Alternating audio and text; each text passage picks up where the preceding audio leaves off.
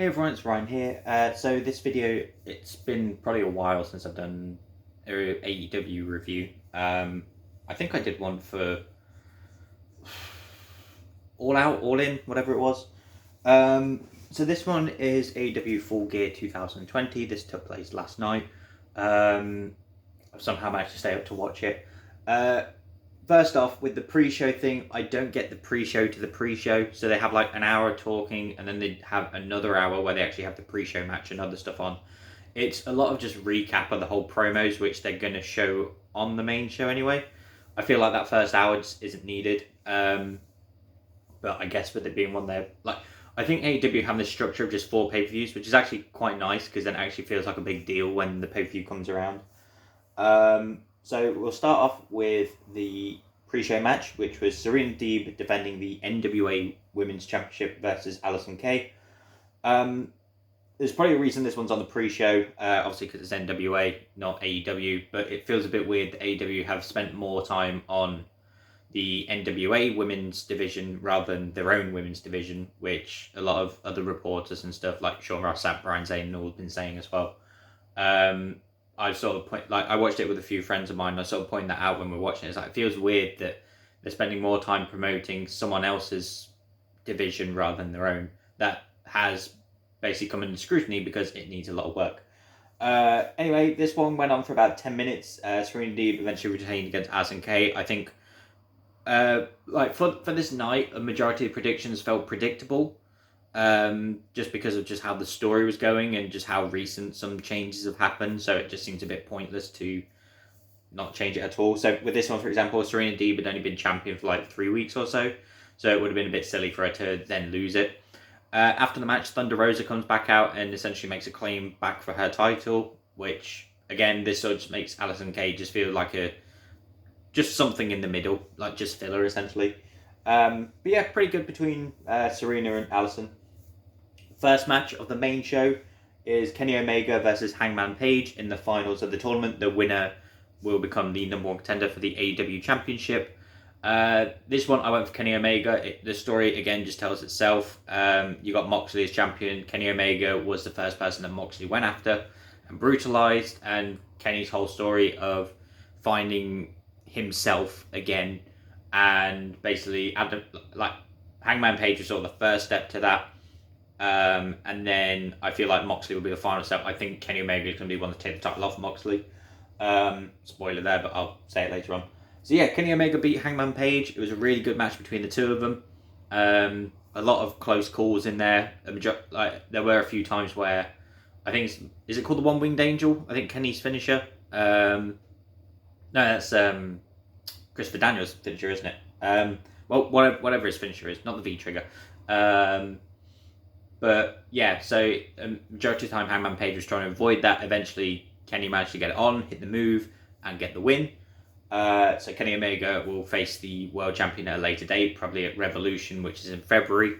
So the next pay-per-view is essentially 4 months away, which is fine, I guess. It gives you plenty of time to build up, do stuff between the shows. Next match, Orange Cassidy versus John Silver. John Silver's character, so I don't really watch Dynamite on a regular basis. I try to just check in every now and then, just like if a pay-per-view's coming up. I don't get what John Silver's character is. I know he's a member of the Dark Order, but he seems like half the time he's like, check out all the muscles I've got by like flexing and posing and all this stuff. And then next thing you know, he's just some silly idiot like that just runs around like sticking his tongue out and just going, bully crazy faces. So it's like if Tony Nese was a comedic character essentially. Yeah, Orange Cassidy picks up the win with this one. A lot of I think from watching Orange Cassidy matches, a lot of them do become very routine because obviously he's only set to a certain amount of moves, which is fine. Like I still had some fun with it. I think one of my favourite moments, I think John Silver has like some tilt-a-whirl move he does. So I think they call it the whirly bird or something. So basically he gets them on the shoulders, he spins them around and then lets them go. And as he does it the first time, Cassidy counters it into a Hurricanrana. I actually enjoyed that moment. But yeah, Cassidy picks up the win here. Kind of felt like that's what was going to happen. Next match, Darby Allin versus Cody Rhodes for the AEW TNT Championship. I did predict Cody for this one just because, like with Serena's one, he'd only won it like a month ago. and they made this big deal of the fact that he can have his son. He managed to basically get Rhodes back, so now he's Cody Rhodes again. And basically how he had this promo about how he was going to be doing this for all the AEW fans, all the people, all this stuff. He was very heelish in this match. In the promo, he's like promoting how good Darby Allin is and all this stuff. But at the end of the day, like, he can only get so far, and Cody's not that person that he's gonna be to obviously get higher up in his career. And you got Darby Allin as well, who you look at it looks like some skater teen who's not, well, basically like a guy in his 20s, who I found out is 27, who hasn't left his teenage years yet. Like, he's still that like skater rebel type thing. The backstory they gave to him, like, if I watched this promo before doing the predictions, I probably would have gone for Darby Allin. This was the one that I had the hardest time predicting who was going to win. Because I was like, either Cody's going to keep it and then someone will keep it later on, but the way they've been building Darby in this promo, in this whole feud, he's been sitting in the rafters just watching from a distance, sort of like Sting in NWO with Hulk Hogan. Again, really good match. Cody targets the arm of Darby Allin, which comes into play a lot. Like, he does a lot of like arm bars and stuff like that. Darby Allin just showing his resourcefulness. He got at one point he does a avalanche crossroads, and I don't think they call it anything else. But yeah, so he hits it, goes to pin him. Darby kicks out. So like he takes a while to pin him. Well, actually, this happens a lot during the night. I think there's like 4 occasions where it happens. So he goes for the pin, and then he manages to get his foot on the rope. Well, I think with this one, his arm was under the rope, so technically it still was a rope break. But there's about 4 matches where it's close to a finish, but someone basically gets their foot on the rope. Eventually, Darby Allin hits the coffin drop. Cody kicks out at the end. This one has a lot of close calls. Like, you didn't know, you couldn't tell who was going to win. It ends up with a series of roll-ups. Eventually, Darby Allin gets 3 for the win.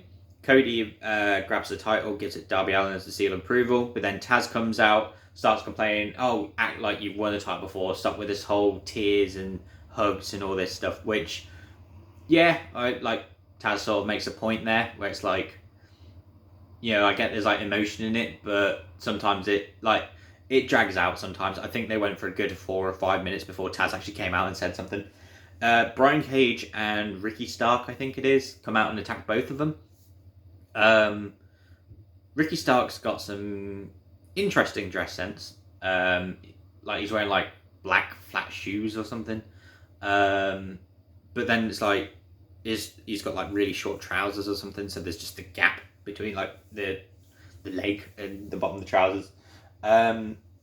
They go to carry Darby Allin away, and they go to smash him into the car that Darby came in. Basically, Darby was driven into the arena, I think, and then he basically got on top, got his skateboard, and then smashed it into the windshield. And then they go to slam his arm into the door, but then I think it's Will Hobbs, his name. Like I said, I don't watch AEW on a regular basis, but we did watch the last pay-per-view, so that's sort of where I'm trying to get the names from. He basically makes a save, so unless it's like my prediction was Brian Cage was going to be the next challenger for whoever obviously won the title. But, you know, good for Darby Allin for winning. He definitely deserves it, especially with all the crap he puts himself. There's at least one time in every match he's in where he takes a bump where I'm sort of like, I literally just like tense up, because he doesn't do anything to like protect himself. Like, he just takes it. Like, he gets thrown out the ring by Cody at one point, and like, instead of putting his arm down to catch himself, his arm is just tucked in like that. So basically, he just smacks his arm, and yeah, it was like, you know, you sit there and you're like, nope. Next match, Hikaru Shida defends the AEW Women's Championship against Nyla Rose with Vicky in her corner. Again, built to this is Hikaru Shida's knee gets taken out by Vicky whilst the referee's basically caring for Nyla. And then that's pretty much the vocal point of the match, is just Hikaru Shida's knee being attacked. She gets some hope spots in, starts attacking, but Nyla keeps knocking her back down. Again, in this match, Nyla gets too cocky. Like, 2 matches in a row, the the champ, well, not with this one, but like with Cody in the last match, he was getting way too cocky in the match where you think, well, he's going to lose because he's just being an idiot. And then, the same with Nyla in this one. She hits her with a finisher, pulls her out and goes, no, I'm not done. Oh, and another theme is drinking rule if you want. You might get quite drunk by the end of the night. Take a drink every time someone flips the bird or does the double, because every person thinks that's the cool. Like, I think that's one of my issues I have with AEW, apart from the shots at WWE all the time, is just them trying to be edgy. Is everyone puts the middle finger up, like, yeah, fuck you, yeah. It's like, it's like, it's fine every now and then, but when everyone does it, it's not as cool or interesting. Anyway, at one point, Hikaru Shida hits her with a running knee, which I guess is her finisher. And then she does the same thing. She picks her up and goes, I'm not done yet. But the difference with this one is she picks her up and she hits her with another running knee. And then she grabs her and she knees her in the face 4 times. I think with the injured knee as well. So way to no-sell the knee injury, that's been targeted the whole match. Eventually, she just plants herself on top of Nyla Rose and gets the pin. And then she's helped out by the referee afterwards. So the only thing I can say for that is, like, I guess with the whole knee thing, it's just adrenaline taking over. And then after she got the pin, it sort of just kicked back in. Vicky gets in the ring. She's mad at Nyla for not listening to her and not going for the pin properly. It looks like they're going to... Like, Nyla's going to attack Vicky. Vicky slaps Nyla, and then she walks off, and then Nyla just follows, and then that's it. So, who knows what's going to happen, I guess. It felt like they're teasing something, but it just seemed a bit weird the way they did it, whereas, like, I slapped you, and then, sort of like with Andre and Heenan, where Heenan slaps Andre, and then Andre goes, right, I've had enough, and goes to grab him. I thought that's what they were going with here, but they didn't, so who knows. Next match, the Young Bucks versus FTR for the Tag Team Championships. This one went for almost half an hour, but I didn't have too much of a problem with it. I enjoyed like the last half of it. So the stipulation for this one was, if the Young Bucks lose, they will never challenge for the tag titles again, which for me just said Young Bucks win. Like, this was another one of those ultra predictable ones, because they've done this twice in a year, I think, like ever since it started, because Cody put that stipulation with the world title against Jericho, and now they've done it here, and I don't think they would have done that twice. I don't think, like with Cody, for example, they made a new title, so he could have that one, and I don't think they're going to make a new tag team title. The story to this one is Nick Jackson, I think it is, might be Matt, I think it's Matt Jackson. One of them's basically got an ankle injury, and basically it comes into play. It's like he fights with the ankle injury, and then that's all that FTR are targeting is just the knee. Obviously, there's all sorts of offense coming in. I started getting vibes of the greatest wrestling match ever, in quotations, because WWE advertised it that way, of Randy Orton versus Edge when it came to the last half of the match, because they essentially did the equivalent with tag team finishes as Edge and Orton did with regular finishes. So in the Edge versus Orton match, there's an RKO, there was a spear, there was a kill switch, there was an AA, there was a pedigree. Sure, there was a super kick, like Sweet Chin Music / super kick at one point. Essentially, they're hitting like all the finishes of like different people. The greatest wrestlers of WWE essentially, and AEW would Young Bucks and FTR did this a lot in their match. So they did the Steiner Bulldog connection. Thing. They did the heart attack. They did the Twist of Fate and Swanton combo. They even did DIY's finisher, which I'm not too fussed about because it's just a finisher. It's not like it was FTR doing DIY's finisher, so it makes sense because obviously they've faced them before. If it was a Young Bucks, I probably would have had more of an issue with it. But it was interesting to see, and they actually name dropped DIY as well. They went, "Oh, that's DIY's finisher." The meet in the middle. Eventually, it comes to a point where they take his shoe. One of the Revival takes the shoe and sock off Matt, I think it is, and they start attacking his leg. They put on the inverted figure 4, I think it is. Nick comes in with a 450 splash to break it up. Dash at one point hits a super kick of his own, and then he goes for a 450, which I've never seen him do, but he misses. He then gets caught with a couple of super kicks and then the Young Bucks win the titles. So, like I said, it kind of just made sense for them to win, especially with the stipulation. I think, to me, this was probably like the best match of the night. Which, their tag team, there's not really much question when it comes to that. But yeah, I think with putting the stipulation on, it kind of brings it down a bit because it was their first time facing each other, I believe. Might be their second time. But for the fact they put the stipulation on, it kind of just made you know who was going to win, where it could have been much better if there wasn't a stipulation to it. Kenny Omega comes out to celebrate with them because obviously he's still part of the Elite. So Kenny's, I guess, a bit of a tweener right now because he's like a line. Well, I can't even tell with the Young Bucks. Like, that's my issue with Cody and the Elite. I can't tell if face or heel. I guess they're just whatever. Like, they're just what they want to be. Yeah, so Kenny comes out to celebrate with them. Apparently, Hangman Page was looking over in the distance, I guess feeling left out or something. Next match, for me, this was probably like one of the most entertaining ones for me. It was Matt Hardy versus Sammy Guevara in the Elite Deletion match. Again, just like, I think the issue is we've had a lot of these deletion matches, so this one didn't feel as special, but there was some moments which were similar to previous ones. For example, there's a bit where they're shooting each other with fireworks. That was in the Impact deletion one. I think that one was called the Final Deletion. Where it's like him and Jeff, and he started shooting fireworks at him. At one point, he gets attacked by Santana and Ortiz, but he has the Rascals as backup. So they're fighting each other in the background whilst Matt and Sammy are still fighting each other. They run off into a certain area.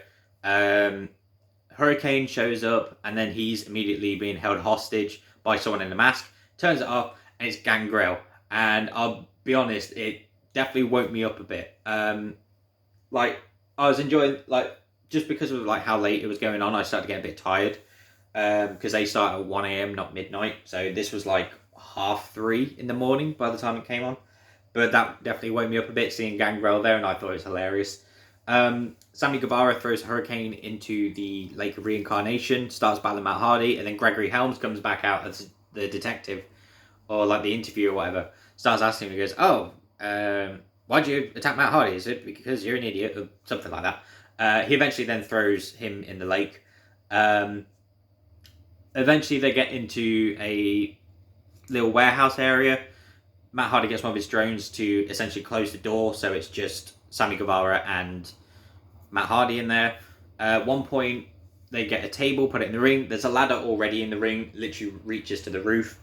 Sammy gets Matt on the table, climbs the ladder, swantons through it. Matt eventually kicks out, gets back up. Essentially, they recreate the spots that Sammy's had some controversy with, especially when it comes to Matt. So he spears him through a table, and Sammy bumps his head. Basically, I think some of the blood looked a bit fake. It looked like he had a cut on the back of his head, but then some of the bits that were on him didn't exactly look like blood. It looked a bit more like ketchup than blood. And then he did the chair shot straight to the head, because one of the first issues they had with Matt had with Sammy was he hit him with the chair shot, but he hit him with the wrong part and straight in the head without any protection. And then I think he just hit him with a twist of fate afterwards, and then he got the pin, so Matt Hardy wins. Rascals come up, they put him in basically a bin, like a wheelie bin, and basically they put him in the back of the truck and they drive off with him. So yeah, like I said, it was a very entertaining for what it was. Deletion matches, they're not meant to be taken too seriously. They are kind of like comedy matches. I did have some fun moments with it. But like I said, I think with seeing the others, it's sort of with the majority of the stuff in there, all right, just get to the good bits, Next match, MJF versus Chris Jericho. If MJF wins, him and Wardlow are allowed in the Inner Circle.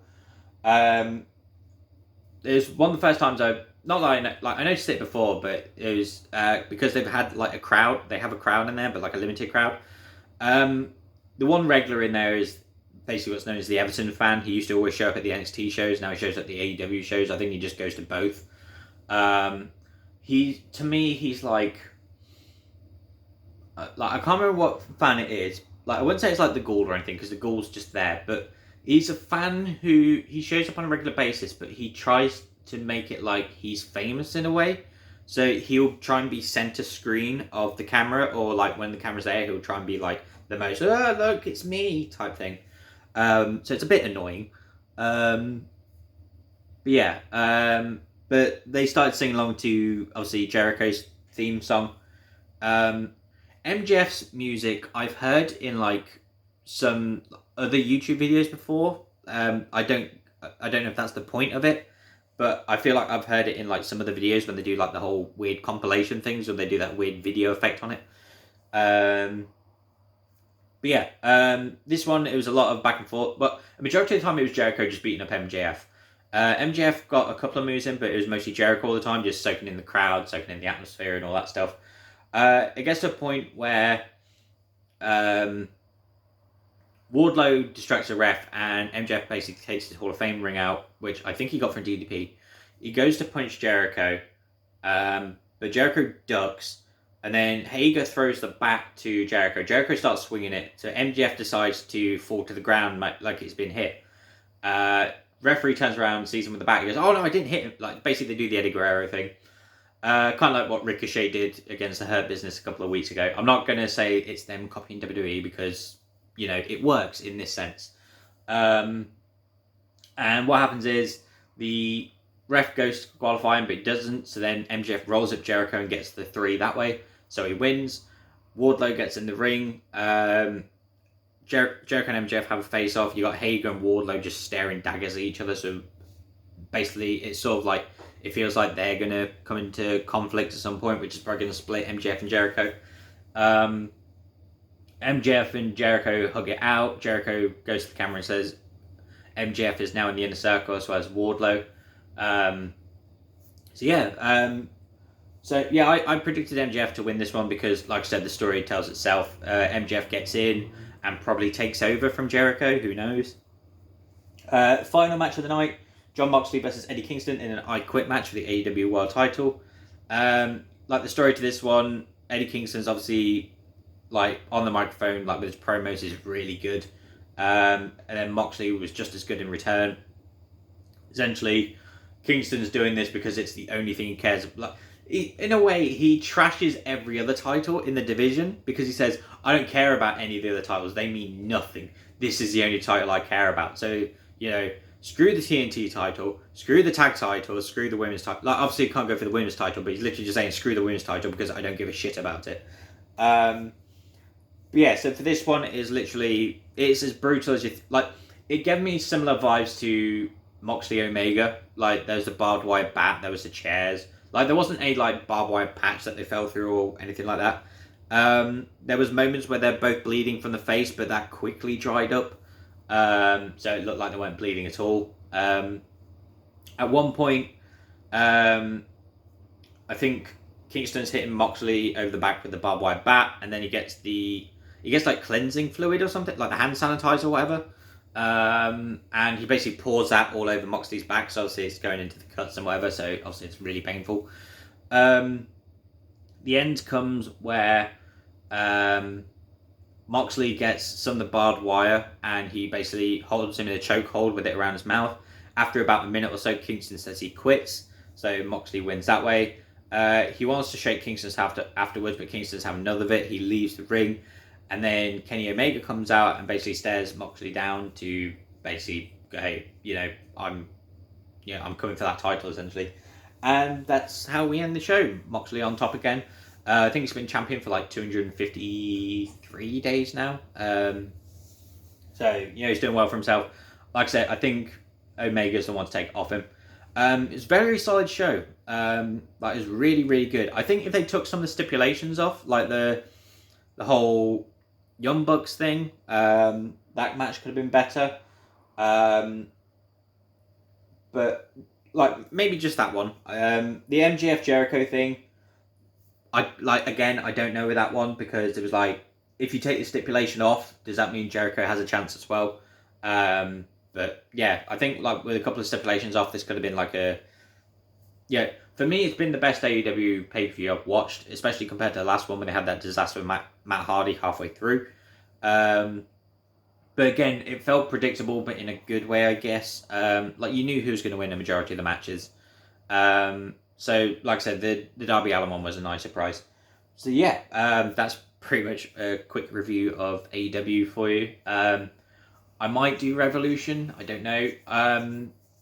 Don't expect AEW to be a regular thing for me. It's like I check on it every now and then. WWE is my main one. I know it's not as good in some divisions as AEW, for example, but WWE is sort of like what I've been following for so many years, and like I want to be able to keep following it. I know some of it's not at its best right now, but there are still some good things in there, which is what I focus on the most. And obviously WWE in itself, like the upper, well, essentially Vince and all that lot, aren't doing themselves any favors with recent times. But yeah, so that's going to be my review for AEW Full Gear 2020. Like I said, a very solid show, very good show. I'd recommend you watch it yourself. I think maybe that's probably what the benefit is there's not a pay-per-view every 2 weeks, so it just doesn't feel as tedious to watch it. But I think with a 2-hour pre-show and the 4-hour main show is a bit much, especially when it starts at 1 a.m, not midnight for us. But yeah, thank you for watching this video. I'm going to basically stop now before I ramble on anymore. I hope you enjoyed this, and I shall hopefully see you in the next one. Right.